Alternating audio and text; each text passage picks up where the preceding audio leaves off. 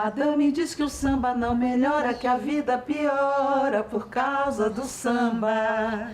Madame diz que o samba tem pecado, que o samba, coitado, devia acabar. Madame diz que o samba tem cachaça, mistura de raça, mistura de cor. Madame diz que o samba democrata é música barata sem nenhum valor. Vamos acabar com o samba, madame não gosta que ninguém sambe.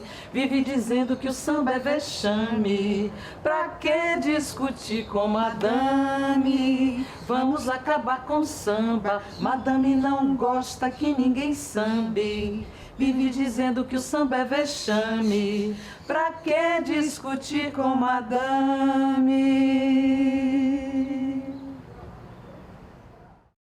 O SEB, que é a sigla do Coral Ecumênico da Bahia, a gente se baseia no conceito de ecumenismo, no conceito grego de ecumenismo, não no conceito de romano. E para os antigos gregos, ecumenismo tem um significado de estar aberto para todo o planeta, aberto para todo o orbe, aberto para o conhecimento. Foi quando entrou o Coral Ecumênico na minha vida, né? Por uma indicação do pastor Djalma Torres.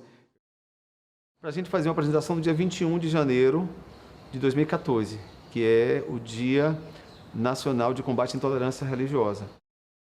A gente fez aquela apresentação, era uma cantadinha, mas eu fui ficando, né?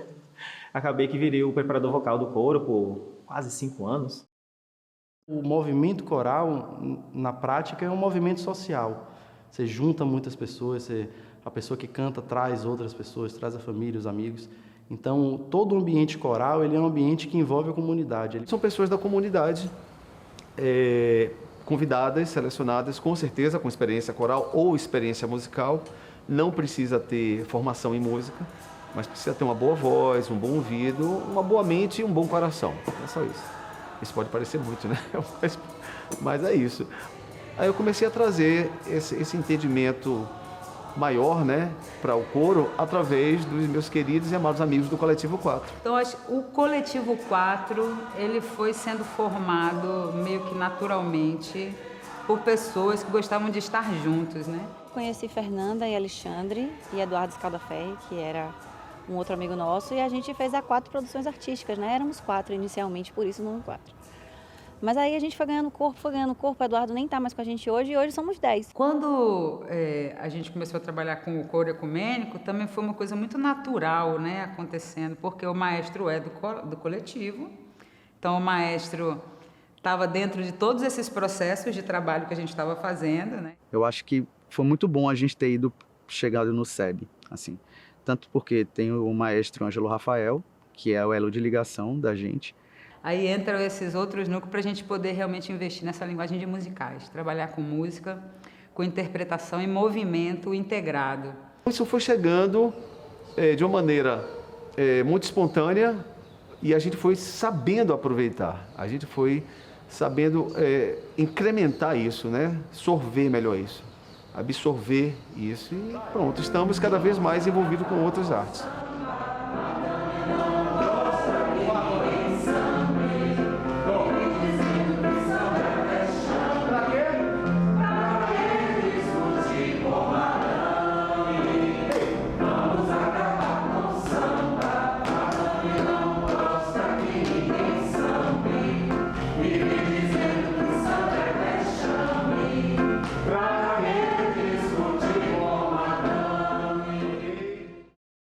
Acima de tudo, ele é um potencializador de vozes e um potencializador da arte. Então, eu acho que no momento que você consegue ter um coral da potência do coral ecumênico hoje, né, com a maturidade que essas pessoas já têm juntas, e você começa a pensar na possibilidade de fazer um musical com essas pessoas, eu acho que é um projeto muito interessante.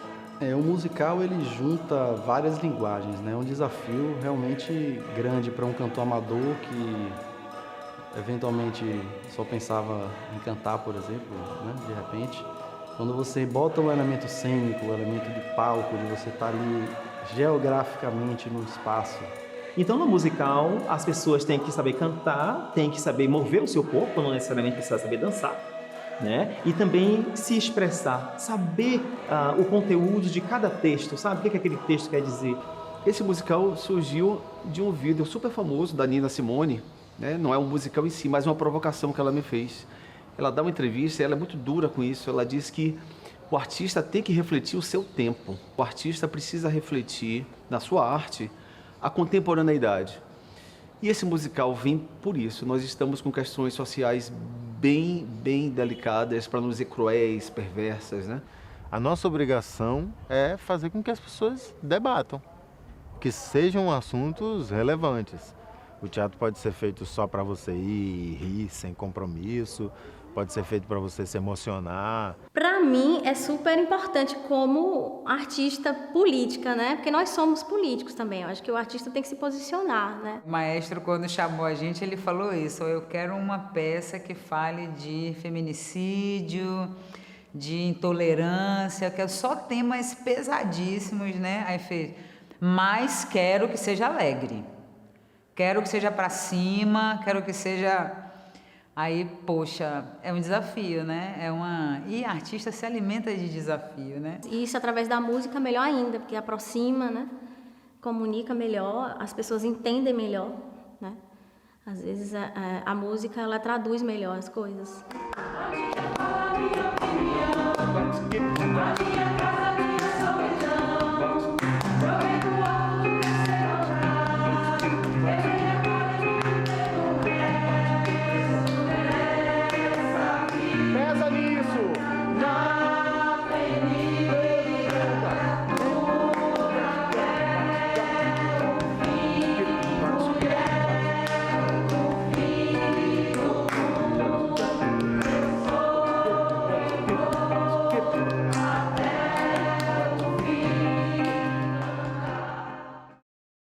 E aí, Ângelo me chamou para fazer esse musical, onde tinha samba, as músicas seriam samba, na corda bamba do samba, e os temas seriam feminicídio, intolerância religiosa, racismo e LGBTfobia.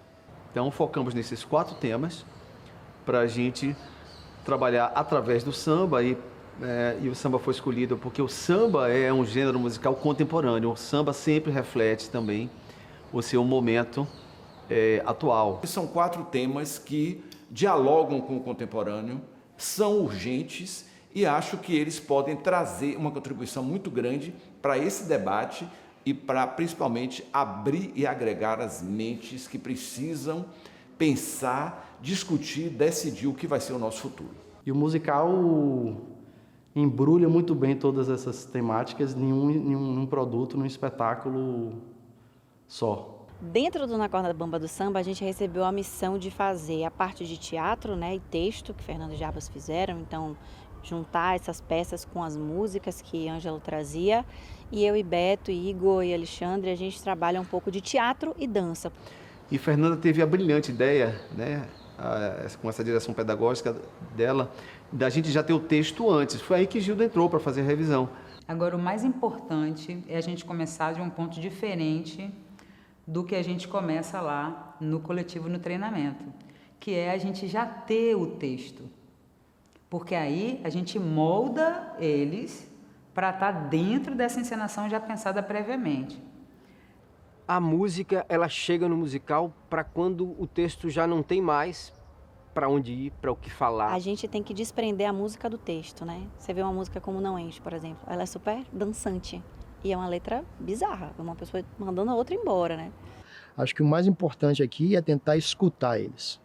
Acho que essa é a palavra, escutar as pessoas, escutar esses corpos. E aí a gente começou a relativizar, né? Começou a pensar sobre isso, de que essas situações, elas estão muito dentro da nossa vida e a gente não para de ser feliz também, né? Sentando com Fernanda lá em casa, a gente escrevia junto e aí foram nascendo todos os personagens.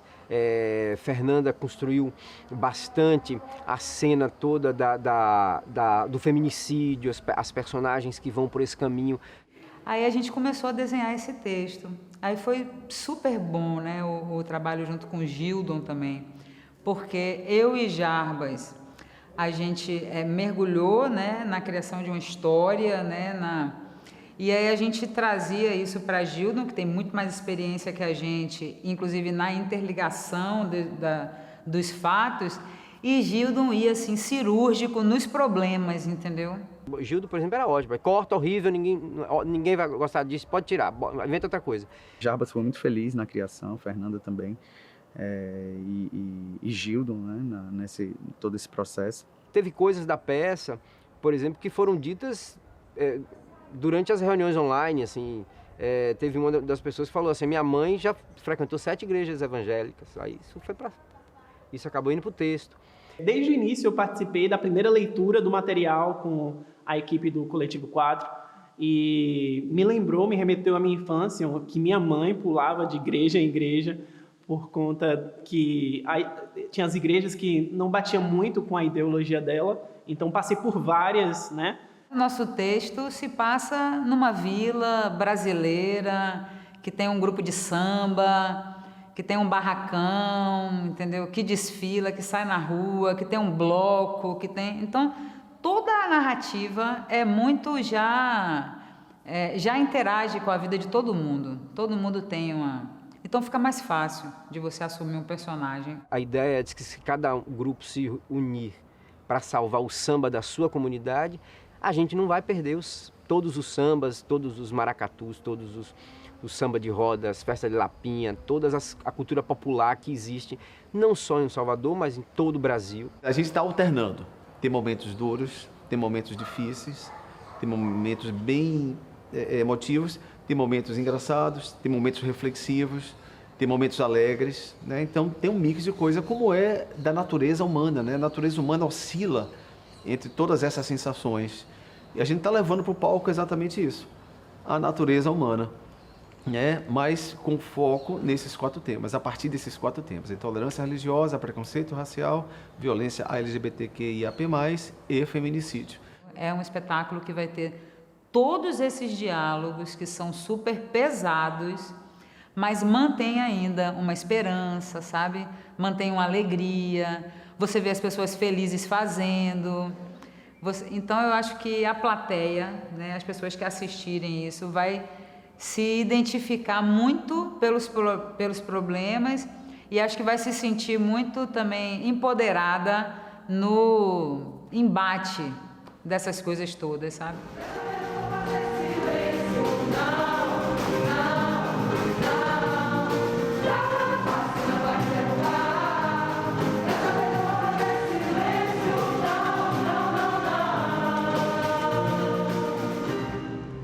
Acho que as pessoas têm pouca informação sobre esse tema, né? Eu acho que as pessoas não têm informação sobre a quantidade de mulheres que são violentadas, que são assassinadas o tempo inteiro, né, nesse país. E eu acho que essa música, pelo tema, ela vai tocar muita gente, né, por todo o contexto, assim. Eu acho que ela vai marcar. E o que mais me agrada no coro é um coro que pensa. Isso eu sou muito grato, né? Para mim é um privilégio reger um coro que pensa no sentido de um coro que propõe, um coro que me instiga, um coro que provoca novas situações. São coralistas bem especiais e também aceitam o desafio. Teve esse medo de, será que o pessoal que não é profissional das artes cênicas vão dar conta? Está sendo um grande desafio, porque a gente não sabe exatamente aonde a gente vai chegar. A gente tem os elementos, a gente tem uma metodologia, mas o grande barato é esse. A gente está trabalhando e depende também da dedicação e da forma com que todos se lançam dentro do projeto, porque quanto mais profundamente você se lança, mais resultados você alcança, né? Porque vai ter o personagem que você não vai se encaixar, porque ele não tem o seu perfil e tal. Mas se você num ensaio, num jogo, numa atividade, você tem a oportunidade de fazer ele, você já lançou ali a sua visão sobre ele. Se eles conseguirem expressar a verdade deles com a dança, através do corpo, para mim eu estou super satisfeito. E eu acho que o público também vai estar. Porque não precisa de verdade ter uma formação clássica em dança para dançar. O processo de expressão, né, ele é humano. Ele não é algo que você aprende assim distinto de você, né? a gente naturalmente a gente interpreta, a gente usa a nossa voz. O pessoal que trabalha com canto há um tempo, né? Então pegar uma outra arte é muito mais fácil. Então interpretar está muito mais próximo do ser humano do que as pessoas acreditam. E o musical que tem esse comportamento, né, na questão do gesto, do corpo, da fala, do texto, da comunicação. Isso tudo eles têm, né, explorado muito bem e eu tenho gostado muito do resultado. Quando a gente bota o elemento do teatro para você juntar toda a parte musical que não pode ser deixada de lado também, você cria um desafio a mais, né, para o cantor. É algo que qualquer um que trabalhe com musical tem que lidar. Então essa é a magia das artes que envolvem diversas linguagens, né? O maior desafio, sem dúvida, é deles. Eles estão passando por um momento muito importante, eu acho, do próprio coro, porque estão sendo muito desafiados. É um desafio, mas é um desafio muito gostoso, porque tem sido muito legal estar junto com eles e ver eles descobrindo que podem mover, né, no sentido mais básico da palavra. Eles são muito disponíveis. Eu acho que a grande sacada no teatro, no mundo artístico, é você ser disponível, assim. Estar no lugar de quem é dirigido é um lugar que a gente tem que estar muito disponível. O objetivo final é que essas vozes elas tenham harmonia, que as pessoas percebam que há uma unidade quando se fala em coral, né? E no caso de um musical, você também tem o trabalho individual, né? Então essa pessoa tem que saber se comportar vocalmente quando for um solista e quando ela for também coro. Então, eu faço a preparação vocal técnica, né? Onde eu trabalho ressonância, respiração, consciência do ar, do fluxo de ar, sobre os formantes, as vogais, buscando sempre uma sonoridade adequada para cada estilo, porque o coro ecumênico ele tem um repertório diversificado, né? Então, a gente também tem que trazer esses ajustes laríngeos em cada tipo de repertório que a gente vai trabalhando. Eu escrevo, reescrevo, transcrevo as partituras que são utilizadas e também faço um material chamado videopartitura, onde todos os coralistas, né, todos os cantores recebem esse material para que eles possam estudar em casa. Eu faço os ensaios de naipe, a depender de que ensaio seja, se vai ser um naipe masculino, feminino, eventualmente. A gente se acerta entre a própria equipe técnica. Então, eu comecei a fazer um exercício que delimita 3 lugares, que é o corpo cotidiano, o corpo pré-expressivo e o corpo expressivo. E a partir desse trabalho, eles passam pelos 3, é como se fosse uma passarela, e nessa passarela eles vão experimentando. Então a gente trabalha a conscientização, trabalha o ritmo, trabalha a flexibilidade também, claro, as qualidades físicas especialmente, mas principalmente a conscientização de que isso é um instrumento de trabalho que você pode usar na sua área, não precisa ser necessariamente com a dança somente. Você precisa descobrir seu corpo como uma ferramenta para utilizar dentro do seu próprio ofício. É muito gratificante levar isso para o público, para poder, né, conscientizar, justamente para tentar plantar pelo menos uma coisinha uma sementinha de uma mudança nessa visão racista, homofóbica, religiosa e entre muitas outras.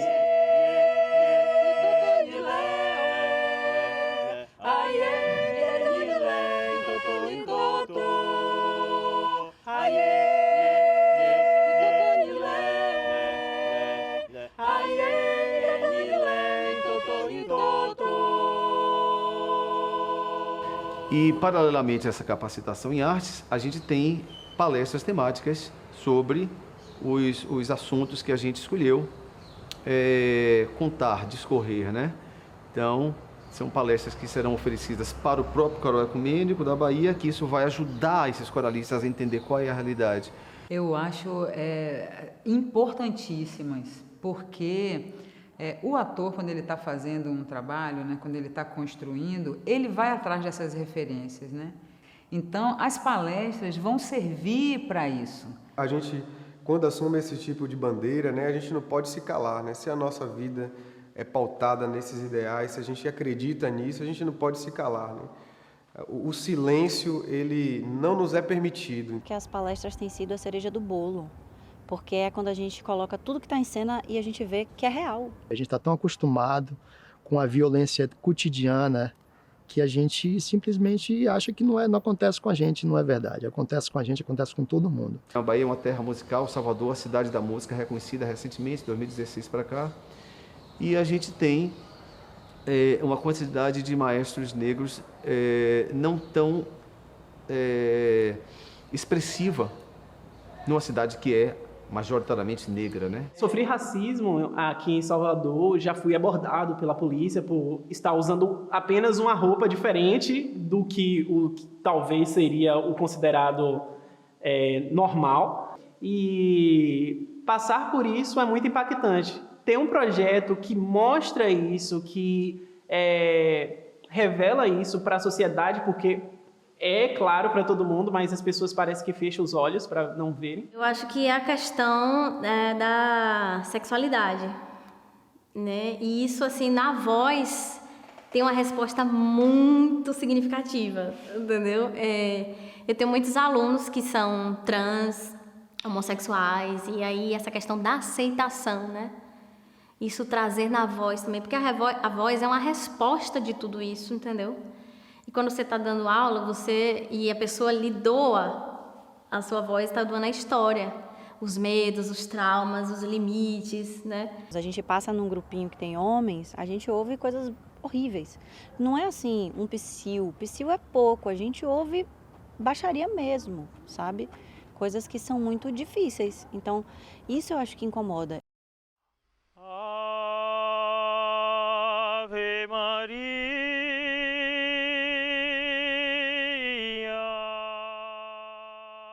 Eu, desde criança, desde os 9 anos de idade, eu pratico budismo.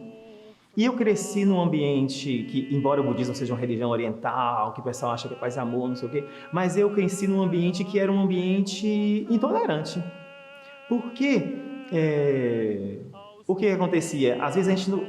O pessoal, os veteranos, né, eles diziam, mas não pode ouvir Ave Maria quando passa no rádio às 6 da tarde, não pode ir para o São João, não pode ir comer caruru, né? Então, assim, eram coisas muito rígidas. Porque essas pessoas não compreendiam também um princípio que é muito forte nas religiões, que é a adaptação aos costumes locais. A ideia é essa, é mostrar que pessoas de diferentes pensamentos, diferentes crenças, podem coabitar e entender que existe o espaço de cada um fazer o seu culto.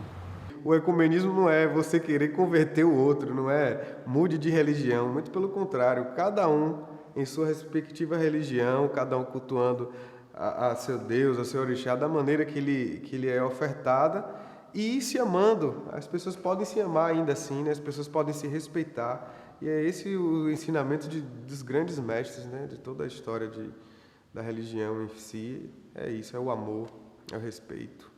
Foi na convivência com os membros do coral que eu deixei de ser intolerante. Então, isso para mim, são várias realizações, é muito bom.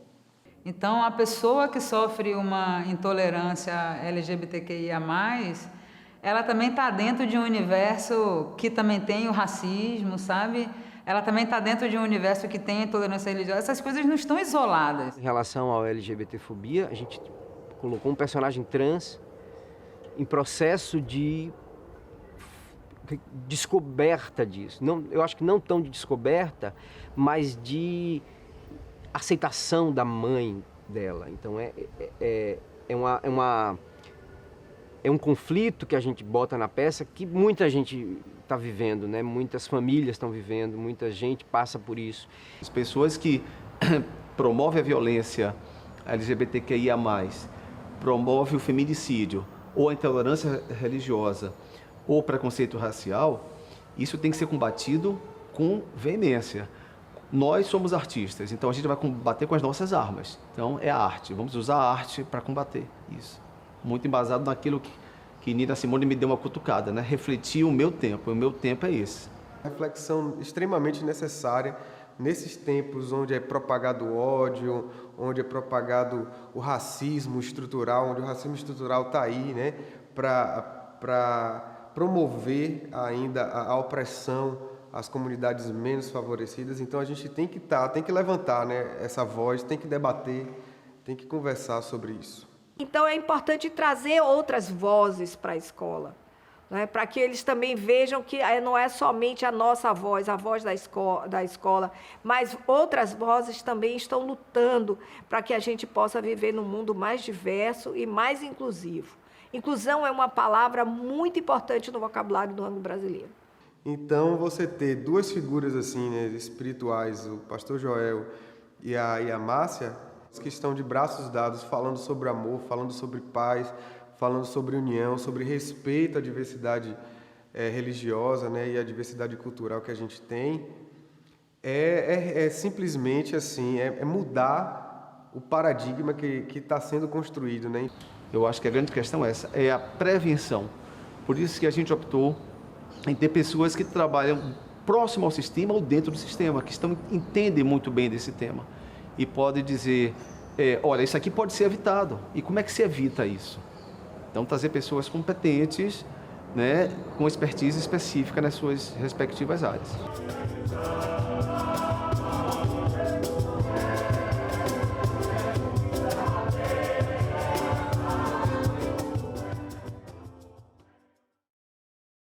Então, nesse momento, eu acho que a arte tem que entrar, né, de uma forma definitiva para justamente defender esse avanço, né, para trabalhar com temas que são urgentes, emergentes, né, importantíssimos, que não podem mais ser deixados para trás. Então, uma alegria imensa contar com o patrocínio do Colégio Ângulo Brasileiro através da Lei Viva a Cultura da Prefeitura de Salvador. Essa parceria que nós estamos fazendo com você, ela é muito importante, porque isso vai trazer para os nossos alunos uma discussão de temas que eles, claro, eles são discutidos em sala de aula todo o tempo. Para nós é uma alegria imensa. Esse projeto está associado a uma instituição de ensino com credibilidade, com um trabalho bastante afetivo e que pensa nisso, porque são temas que a gente precisa levar para a juventude. Eu acho que é um projeto muito interessante, né, que está sendo apoiado, está sendo patrocinado pelo Viva Cultura, né, através do Colégio Ângulo, que teve a sensibilidade de perceber, né, a importância desse projeto. Então, vocês foram muito bem aceitos, muito bem-vindos, são bem-vindos aqui, e vocês vejam que vocês partem de uma arte, que é a música, que é o coral, para discutir temas importantíssimos para a formação de um indivíduo, principalmente no momento que nós estamos vivendo. Nossa, eu acho que as empresas que patrocinam e que investem em cultura, sim, todo o meu respeito. Acho que a gente precisa de mais pessoas que olhem para isso. A Fundação Gregório de Matos é uma parceira já de longas datas e é uma instituição que tem atuado com muita força na cidade de Salvador. Eu falei, bom, pode ser uma parceria muito boa. O Viva Cultura, como todo projeto político da Fundação, ele primeiro, é um projeto que ele se repete, né? Ele é contínuo, ele é uma política de cultura, então não existe possibilidade de interrupção, muito pelo contrário, a nossa ideia é aperfeiçoar o Viva Cultura. Que é um projeto que com certeza vai repercutir bastante na comunidade.